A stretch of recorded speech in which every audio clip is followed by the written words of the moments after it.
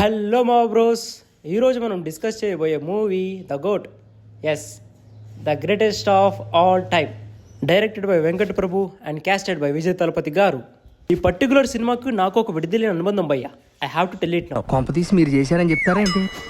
ఇది ఒక action and science fiction movie. Movie plot చాలా సింపుల్ భయ్యా. సినిమా చూస్తే మీకే అర్థమవుద్ది. తలపతి వర్సెస్ తలపతి అనమాట.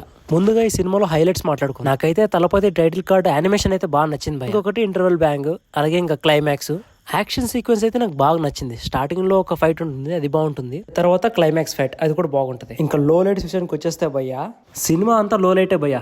యాక్చువల్లీ ఇప్పుడు స్టోరీ కాదు ఇది, ఇప్పుడు తీశారు. మళ్ళీ పైగా 3 hours రన్ టైం భయ్యా. అంత ప్లాట్ లేదు అక్కడ, స్పేస్ లేదు. స్పేస్ ఆయన క్రియేట్ చేసుకుని తీసుకున్నాడు, ఆయన వాడుకున్నాడు.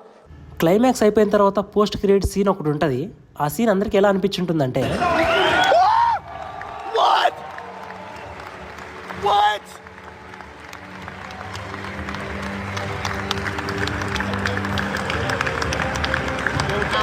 అలా అనిపించుంటుంది. కానీ మనలాంటి సినిమా పిక్చర్లకి ఎలా అనిపించుంటుంది?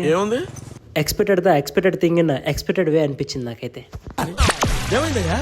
ఎక్స్పెక్టెడ్ థింగ్ ఇన్ ఎక్స్పెక్టెడ్ వే అనిపించింది. ఇంకొకటి సాంగ్స్ భయ్యా, ఎక్కడంటే అక్కడ పెట్టేశారు డైరెక్టర్. ఆ సాంగ్స్ ఒక యాక్షన్ సీక్వెన్స్ జరుగుతుంటుంది, అప్పుడు సాంగ్ భయ్యా.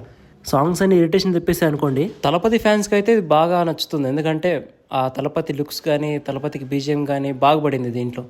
బట్ తెలుగు ఆడియన్స్కి నచ్చుతుందా అంటే డౌటే భయ్యా. నేను తలపతి లాస్ట్ ఫిలిం కదా అని వెళ్ళాను, బుక్ అయిపోయాం. ఈ రివ్యూ నచ్చితే ఒక లైక్ వేసుకోండి, నచ్చకపోతే ఎందుకు నచ్చలేదో ఒక చిన్న కామెంట్ వేసుకోండి. అలాగే ఛానల్ని సబ్స్క్రైబ్ చేసుకోండి భయ్యా. ఇలాంటి మంచి మంచి కంటెంట్ని మళ్ళీ మీకు అందిస్తూ ఉంటాను.